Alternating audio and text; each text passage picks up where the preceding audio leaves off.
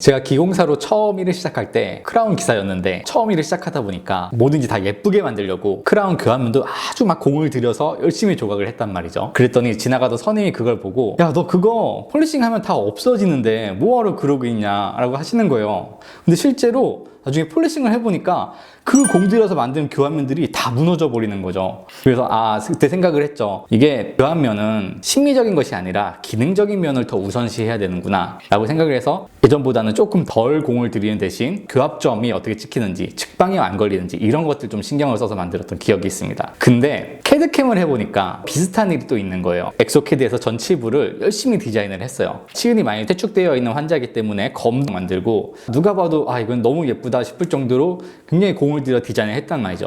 근데 밀링이 돼서 나온 거 보니까 이거는 제가 디자인한 게 아닌 거예요. 너무너무 대충 만들어서 나온 거죠. 그래서 많이 실망을 했던 기억이 있습니다. 그때 깨달았죠. 기계적인 한계 때문에 내가 아무리 열심히 디자인을 하더라도 이 외형은 100% 재현이 되진 않는구나 라는 거를 깨달았습니다. 대부분의 가공기들이 0도와 180도에서만 가공을 주로 하죠. 그리고 O축이라 하더라도 A축이 완전히 돌아서 가공하는 가공기는 별로 없습니다. 내면의 언더컷들 이런 것들을 얼마나 더 가공을 잘 하느냐 이런 거에 초점을 두고 제작을 하기 때문에 외형에는 그다지 크게 신경을 쓰진 않는 거죠. 그래서 오늘 90도 밀링에 대해서 한번 얘기를 해보려고 합니다.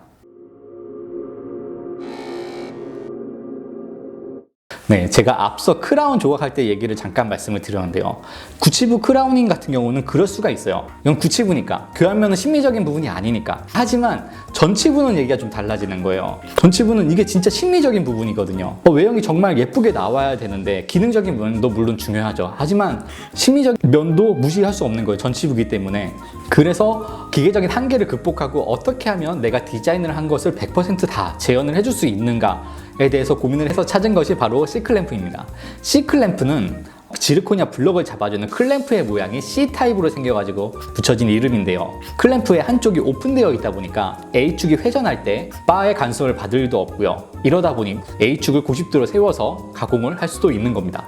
그렇게 가공을 하다 보니까 이제 라비알 쪽에 형성되어 있는 텍스처도 가공을 할 수 있게 되고 치아와 치안 사이, 그러니까 인터프록시말 영역도 제대로 가공을 할 수 있게 되고 뿐만 아니라 치은이 형성되어 있는 경우 치아와 치은의 사이 치은 라인까지도 예쁘게 다 재현을 할 수가 있게 되었습니다. 환자의 잇몸이 많이 퇴축되어 있는 경우, 이런 경우 우리가 보철물을 형성할 때 징지바도 같이 형성을 해주는데요. 이런 경우 징지바 디자인을 우리가 CAD 프로그램에서 예쁘게 해줬다 하더라도 보통 가공기들은 치은 라인을 제대로 잡아주지를 잘 못했어요. 그러다 보니까 가공이 다 끝난 다음에 신터링 들어가기 전에 컨초링 하는 것처럼 다시 지르코니아 블럭을 가듬어줘야 하기도 했었고요. 그 지르코니아 블럭을 다듬다 보면은 또 마이크로 크랙이 생기거나 다양한 문제점들이 나타나기도 했었습니다. 자, 그렇다면 C클램프를 가지고 있는 가공기는 모두 90도 밀링이 가능하냐라고 궁금해 하시는 분들도 계실 텐데요. 저는 그렇지 않다라고 말씀을 드리고 싶어요. 90도 밀링이 가능하기 위해서는 가공기의 정밀도가 굉장히 중요하거든요. 하지만 이 정밀도를 뒷받침하기 위해서는 두 가지 선행되어야 할 조건이 있습니다. 첫 번째는 아주 정밀한 모터, 두 번째는 아주 견고한 프레임 바디입니다. 이 두 가지 조건이 선행되어야지만 그 정밀도를 얻을 수 있게 됩니다. 만약에 정밀도가 뒷받침되지 못한 경우에는 90도 밀링을 하더라도 단차가 생겨가지고 크라운 외형에 라인이 이렇게 쭉 생기게 되죠. 그럼 또 라인을 다듬기 위해서 또 컨처링을 하셔야 돼요. 하지만 정밀도가 보장된 가공기인 경우에는 여러분들이 손으로 다듬을 일이 거의 없다고 할 수 있습니다. 그래서 여러분들이 가공기를 구매하시기 전에 항상 살펴보셔야 될 것이 얼마나 정확한 모터를 썼는지, 또 프레임 바디는 혹시 조립이 되어 있는 건 아닌지 한번 확인해 보시기 바랍니다. 자, 그러면 오늘 크래프트 5X의 90도 밀링을 어떻게 적용할 수 있는지 화면을 보면서 살펴보도록 하겠습니다. 이건 제가 예전에 작업을 했던 케이스인데요. 이 케이스가 설명드리기 적당하기 때문에 한번 불러봤습니다. 불러온 다음에는 이제 프레임을 C타입으로 바꿔주셔야겠죠. 위치도 라비알 쪽이 하늘을 보도록 이렇게 올려주시면 됩니다.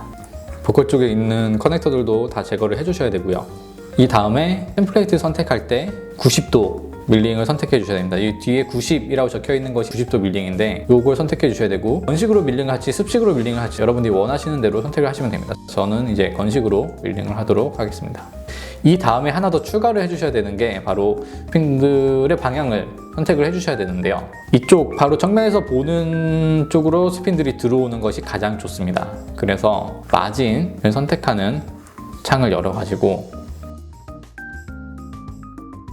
유저 디파인 에어리어라고 있습니다. 네, 요걸 선택하시고 드로우 컨트롤을 선택하신 다음에 여러분이 90도 밀링이 필요한 부분들을 쭉 영역을 만들어 주시면 돼요. 이런 식으로 이렇게 만들어 주시면 됩니다.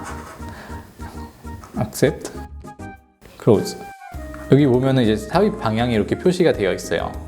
이 방향으로 이제 스핀들이 내려와서 가공을 하게 된다는 뜻입니다. 이 상태에서 바로 계산을 시작하면 됩니다.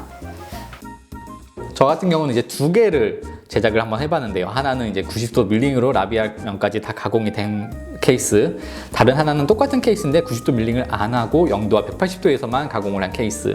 이 두 케이스를 여러분이 쉽게 이해할 수 있도록 준비를 해봤습니다. 여러분이 보시는 바와 같이 왼쪽에 있는 케이스가 90도 밀링을 한 케이스, 오른쪽에 있는 케이스가 90도 밀링을 안 한 케이스인데요. 측연부 라인도 그렇고 인터프록시말 영역도 그렇고 두 케이스의 아주 확연한 차이를 느끼실 수 있으시겠죠. 오늘은 90도 밀링에 대해서 한번 얘기를 해봤는데요.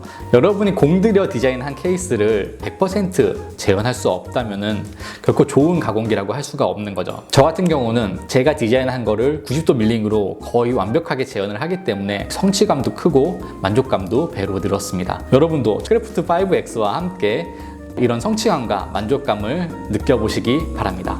지금까지 에드윈이었습니다. 시청해주셔서 감사합니다.